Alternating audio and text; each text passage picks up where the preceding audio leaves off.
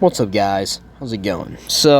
I need to apologize, but I have a problem. I feel like when I attack while I'm trying to do live attacks, like attack while I'm trying to record and like do the live attack. I don't know what it is, but it's like I just do worse. Like the past 2 days I've done absolutely atrocious. I mean, like absolutely horrible. But today I felt super washed. You know what I mean? Just like making mistakes I didn't usually make, like last season when I averaged 285. Yeah, I definitely have felt worse. But today I didn't record them live, and we did really good on offense. We did really good. But yeah, so I feel like when I don't record live attacks, I feel like I do better, and I apologize because I know everybody likes to see live attacks, my live commentary, but I was losing my mind, and I feel like it's better for me, and I think it's just better for me, like, if I don't record them live and actually do good and not lose my mind and they are able to post rather than try to record them live, maybe have a video a week where I do good and I don't rage and I don't do bad and lose my shit, you know what I mean? So I feel like maybe one day I'll go back to live replays, but for right now I'm just gonna I said live replays. I'm an idiot. I mean live attacks. But for now, we're just gonna do replays. So I apologize. But like I said, I don't know if I said it in when I my last video, but I partnered with Green Fox, and our kind of partnership where like they give me a base to run, I run it. If it does good, I kind of just shout them out, and yeah, and well, needless to say, their base did really good today. I got 2 1-stars back to back, both throwers, so that was really good. And I'm positive 48 if I get tripled the last time, which I might not, you know what I mean? But either way, base is doing really good, so shout out to them. And if you guys want to get like top 1000 and try to just get a new personal best, I think they're a really good sub to go get because it's not super expensive. It's not $80 like Dima, you know what I mean? So I feel like they're a great sub because they post quality bases that are good. They can get you top 1000. They can get you good defense. But it's also, not $80 because, for us average, middle class working people, we're not going to spend $80 on a base sub. And you know what I mean? So, but without further ado, let's get into the attacks. Okay, looking at this first base. This is a weird base I've never seen before. Kind of double poison. I can kind of notice if I can snipe this X-Bow with some rocket balloons, I can kind of fling her out the Super Wiz, Poison Tower, maybe even Rico and Spitter, which is some really good value. There's not a whole lot of fireball value in this base, so I don't want to use all 4 of my invis spells. I kind of want to shoot a more shallower fireball. You might think that you need to fireball the Rico cannon, but it's kind of deep. And, the only thing you get more is just the Spitter, and my Sui's going to be going behind the Spitter, and my Warden's going to be, going off to the side, which the Spitter the range is limited, so I don't think it's worth fireballing the Rico. We're just going to fireball the Butter Hut. 3 invis. It's nice and simple. We get some good value. Decent value. We set a really good path, really good funnel. For our blower, we have 2 options we can blow her. We can either blow her mono or CC. I thought CC was more important on this base, and I'm gonna be honest, I didn't even think I could get the blower on the CC, to be honest. I didn't even know I could, but I did, which was I feel like I got lucky. I don't know how the blower reaches that, but it did, so that's really good. And this candle, truth be told, one of the time fails I had in L2, when I promoted to L2, was the candle. I thought, I was like, okay, it's L2, it's only 15% mods. I'm gonna let my Warden go into the candle, and I'm just gonna let him sit for a bit. I want to see how much damage the candle does. You know what I mean? It did insane damage. It killed my ward, and I was like sitting there ready to like use a spell, and I couldn't even have time to react. It just obliterated my ward. I stood no chance, which was insane. So I was not messing around with the candle in this attack. I was using spell after spell to make sure it didn't completely destroy my Sui dive, because if it can destroy my ward in the matter of like 2 seconds, it can do the same to the king and queen, especially the queen. Flinger actually opened up the walls, which is really nice for us. I got to be able to save that king ability a little longer, and yeah, mono. Since I used all the spells, I feel like I did waste some spells. Candle is dangerous, but I think I used too many. I think I was being overly cautious of the candle, and it would have been really nice if I had just like a freeze or a totem to like to save my queen health when she got to that revenge tower, because that revenge tower kind of cooked her. But yeah, I mean, overall, we still triple, and yeah, that's what matters, man. So, let's get into the next one. Okay, this base. When I saw this base initially, I kind of like didn't know what to do, but then you're looking at it and you're like, well, there's only like one option you can't do, because there's no flinger on here that really sets any good funnel because of the way these X-bows are positioned. So the best flinger is just you just get scatter and multi-arch.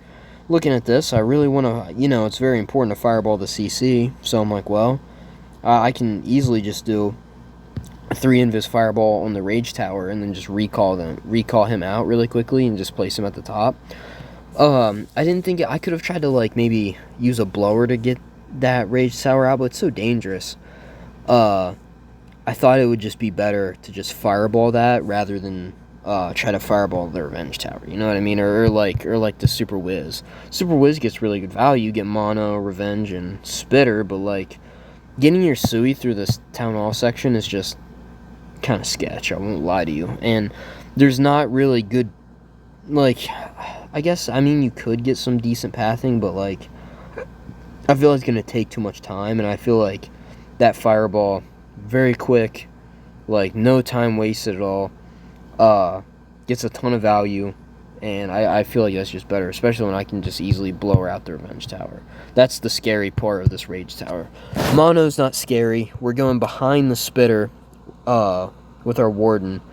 The only dangerous thing in this rage tower is just the revenge tower, and I can easily blow that out. So that's what we decided to do.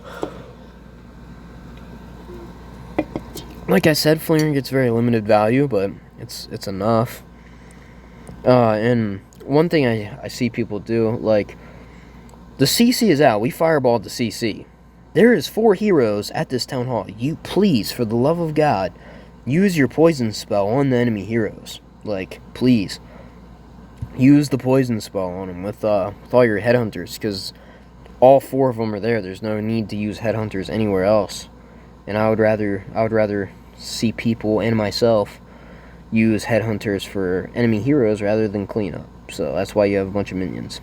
I really thought that this warden was going to get pulled by the Sui, and I thought I was going to time fail because of that, but we got very lucky that my warden didn't follow the Sui, and he actually went up towards the mono after taking out this dark elixir storage. And dude, freaking wall breakers. Wall breakers an idiot, bro. Yeah, but I really thought I was going to fail until I realized, oh wait, I have king ability. I haven't even used it yet. So then I was like, oh wait, we're chill. So yeah, I mean, swag ice block, really good attack. Let's get into the next one. Okay, this style of base is my least favorite to attack. It's everywhere in low legends, which is where I am right now. Sorry. And I hate this. I hate this style of base. I absolutely hate it. It's like impossible for fireball, and it's not impossible in terms of like power. I can easily power through this, but I can't do it in time. I can't. I literally, I've tried so many times. It is impossible to not time fail in this base. I time fail it every single time. I shouldn't say every single time, but it's probably like 9 times out of 10 I time fail. Like, I triple this base every once in a while. Same approach. Just sometimes you can do it faster, and sometimes things just path better. But like 9 times out of 10, you're just gonna time fail, and that's exactly what we do. Fireball in the builder hut. I could have tried to fireball the scatter to get the poison tower. That probably would have made me not time fail, maybe. But how do I get the? But I have to use a. I don't have any. Well, I guess I have 3 rocket balloons. Maybe I could have. Maybe I should have fireballed the scatter and got the poison tower out. I don't know. I thought I wanted to save an invis so I could guarantee my blower gets the revenge tower. But hey, maybe that was a bad play. But either way, I get a 98 time fill in this, so it's very unfortunate. Get a blower. Blower was really good. The attack is set up great. There's just not enough time. Like, there's just not. That's the problem with fireball rocket balloons. It is the absolute king of time fails. Absolute king. There is no other attack that time fails like fireball rocket balloons. Like, nothing else can time fail like it. See, like, they get stuck on that wall, and yeah. Then my warden dies to spring traps. He should be able to solo a super whiz, but because of the spring traps, he was not able to. So he dies to a bomb, yeah, and a bunch of spring traps. And that's honestly the reason why we time failed, was because my warden died. But yeah, I can't use a spell, you know what I mean? I mean, he died to traps. I can't, you know what I mean? There's nothing I can do about that. But yeah, we end up time failing, which is very unfortunate. Really sucks. Yeah, let's get into the next one. But yeah, man, the goal for this season is to unwash myself and fucking start averaging what I did last season. I just, like, you would think after using fireball rocket balloons and warden charges just in general for like a year and a half, 2 years, you would think that taking 2 weeks off wouldn't make a big difference, but it does. Like, it literally feels like you completely forget how to attack. I don't know if I'm just like I was in my own head or not, but like I literally felt like I just didn't even know how to attack or play this game, which is I don't know, it's really unfortunate that like you would really think that like only taking 2 weeks off wouldn't make that big of a difference, but it was crazy because I took 2 weeks off, came back, base meta completely different. All the bases, like, dude, they're in the past few days, the base I saw, the last attack, I've seen like 4 of those, and I fail every single time because I can't not time fail on it. I've tried to be faster, I've really tried, but I just can't. I just time fail every time. It really sucks. I really wish Supercell would integrate the 30 seconds of planning just into the attack, so when you load into the base, you just get 30 seconds to attack. Or 3 minutes and 30 seconds to attack, sorry.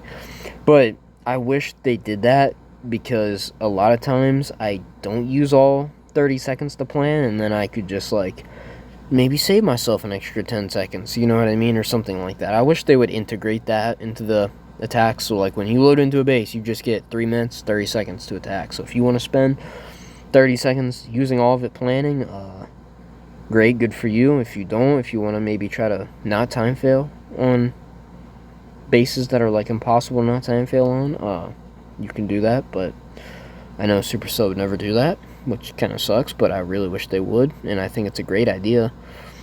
But yeah, this base was absolutely crushed. I think this base didn't throw me off. Like, I saw this base last season, so this was not like anything new. But let's get into the next one. I'll tell you right now, this base threw me off. I was looking at it, I was like, oh my god, like, what is this? And we got ISO Revenge Tower in the middle. I was like, how am I going to deal with that? So my initial thoughts was, I'm like, well, I need to fireball a CC out, so fireball Multi-Inferno gets that. Gets Spitter, Scatter, CC, it's good. Pretty simple Flame Flinger, gets a lot of value over to the side. Only 6 rocket balloons. 6, right? I might be an idiot. But, yeah, I was thinking, looking at this, I need to deal with that Revenge Tower, right? So, like, the best way to do that is to use your Duke with the Flame Blower. But in order to do that, I have to be able to invis these 2 buildings right here. This Multi-Arch and Super Whiz, so I can get my Duke closer to the Revenge Tower. So I have to shoot this fireball with only 3 invis, because I have to save an invis for the Dragon Duke to be able to take out the Revenge Tower. Because if I don't take out the Revenge Tower, I'll probably fail because it will just sit there and fry my Sui dive. So that was kind of the whole like main issue with the base was that Revenge Tower. But it ended up like not being that bad. This attack ended up being pretty good.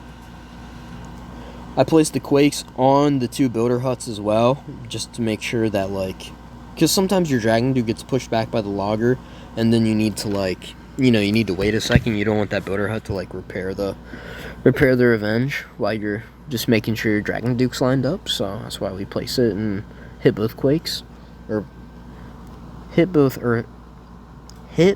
builder huts. Oh my days. Really thought my Warden was going to die there. That's why I placed that Panic Totem. Because Kakapult and the mono and your Warden, that's a death sentence. I got really lucky that my Warden took it out very, very fast. And that the Dragon Duke had it like half HP. But yeah, man. I mean, at this point, the base is kind of crushed. Your Warden can solo the Kakapult. And something I just learned the other day, I'm sure most of you probably know this. But if there's a candle, I see like sometimes people will have like an isolated candle like compartment at the top, or just somewhere on the base. You can flame flinger the candle. You can't flame flinger the Kakapult, but you can flame flinger the candle. I know, I'm pretty sure the stats say you can't if you're looking at the stats, but you can flame flinger the candle, like you can. So I just wanted to let you guys know that. I'm pretty sure you can. I don't want to say that so confidently and then be incorrect, but I'm positive I did that last night. Because I was doing a bunch of FCs at like 3 in the morning. Because I need to like make myself unwashed. Okay, this is actually the last one threw me off, but this one threw me off even worse. There's a lot of flame flinger value to the side if you snipe that mortar. But the thing that threw me off was I was like, what do I fireball? I was like, I'm thinking, like, you gotta, like, I was like, do I have to fireball something here? Like, at this town hall? But I was like, how do I do that and keep my Warden alive? I thought about invising this multi-inferno and this Rico and putting another invis and just fireballing, like, the builder hut or the Kakapult. But then I was like, nah, it's just super risky. So I ended up not doing that. I ended up just Warden charging from 3.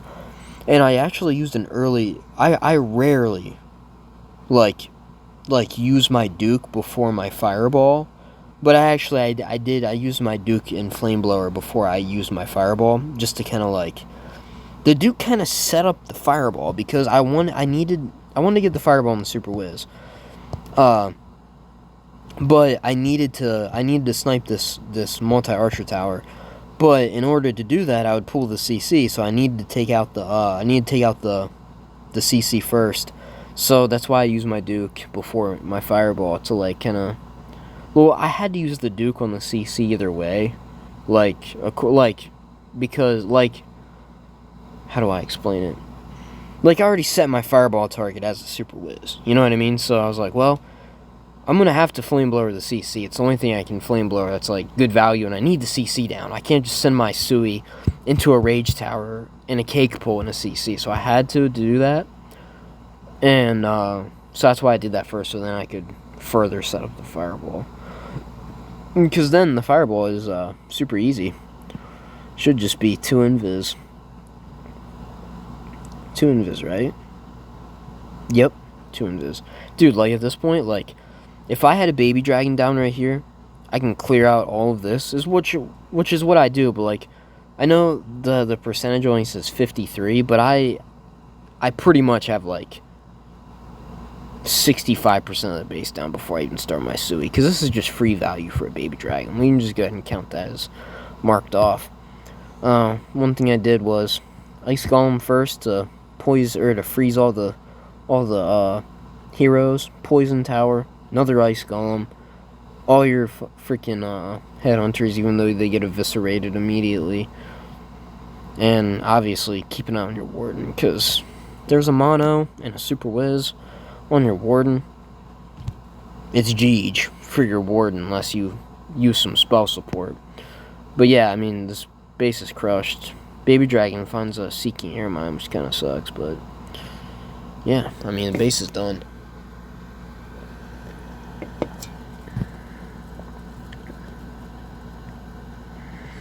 This Jover. Use the rocket balloons on it, swag a totem. Very nice.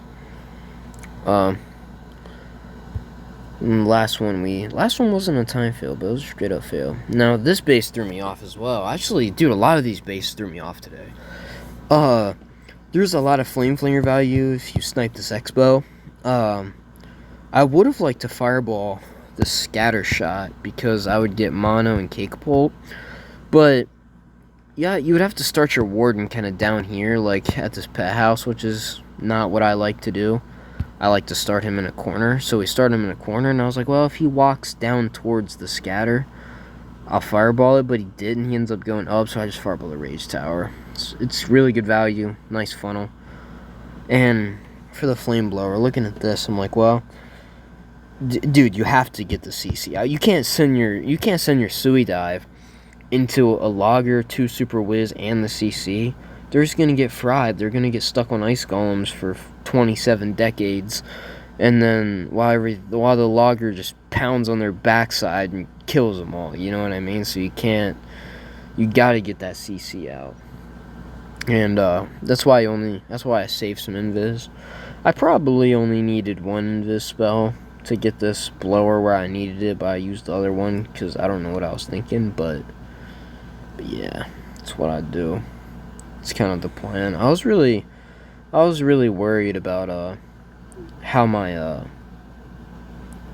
was really worried about if I could get my warden to live, because for some reason when I was attacking this, I was like, dude, I'm gonna have the Cakepult and the mono in my warden, but then obviously they're so far apart it's impossible. I was still worried about the Revenge Tower, because it's pretty isolated, but it ended up not being too big of an issue. It still scared me though. Warden, he actually had kind of an easy time down there. I really like these XL sceneries where you can zoom out a lot, so you can like see everything working at once. So you can see like the Sui Dive, the Flinger, and the Warden without like, you know, having to like move the screen, which is really nice. So that's why I really like when people run these XL sceneries. So it makes viewing for you guys a lot better. That queen almost killed my warden. That was scary. That was probably a wasted freeze, to be honest. I popped the king right here just to open up the walls for my queen to get this revenge, which was a W. Rage up the warden just because I thought the Cakepult would be on him, but obviously it's not. And honestly, didn't even need that rage on him. But I mean, it's Jeej. W. Here's the one I failed. This wasn't even time fail. It was straight up fail. I don't remember what I did wrong on this base. I remember what I did wrong. I didn't save a headhunter for this enemy king, so when my warden gets over to the king just kills him. I mean, there's nothing I could do. Really nice flinger, like right up here if you snipe this mortar to kind of just set up some pathing for Sui, because my Sui, the plan was fireball's poison tower, send the Sui into the revenge tower, pop the king ability to hopefully open up everything there. I don't really know how else to approach this base, if I'm being completely honest. I thought my plan was pretty good, and it would have tripled if I saved the headhunter, but I didn't think that far into the attack. It also would have been better if I waited my Dragon Duke a little longer, because I could have taken out the Cakepult. So that would have also been better. This attack wasn't like amazingly executed or anything. I thought it was a good plan. I just didn't execute it very well. Flinger was really good. I was very worried about time. This was super heavy on time. But it ended up came down to the wire, but I did end up failing. I probably should have saved my king ability. My king ability was garbage, so I probably should have saved it. Dude, like, if I popped it, like, anywhere right now, it would have been better. But, you see, I also... Where did I use this Headhunter? Did I use it on the King? Oh, the K-Capult. Oh, that makes sense. Well, yeah, if I got the K-Capult out with the Duke, it would have tripled. I did save a Headhunter. I didn't think I was that dumb. But, yeah. That was my day. That's a really good day, and yeah, so we did really good. Shout out to Green Fox. I'm gonna go positive a lot. So yeah, man. I will see you guys in the next one. I'll post if you want a Green Fox sub. I'll post their Discord in the description and my Discord and the Army link. I don't think there's anything else I need to, but yeah, man. Really happy with today. I feel like my old self again. So hopefully I can continue to do what I did today. So yeah, man, I'll see you guys in the next one. Peace.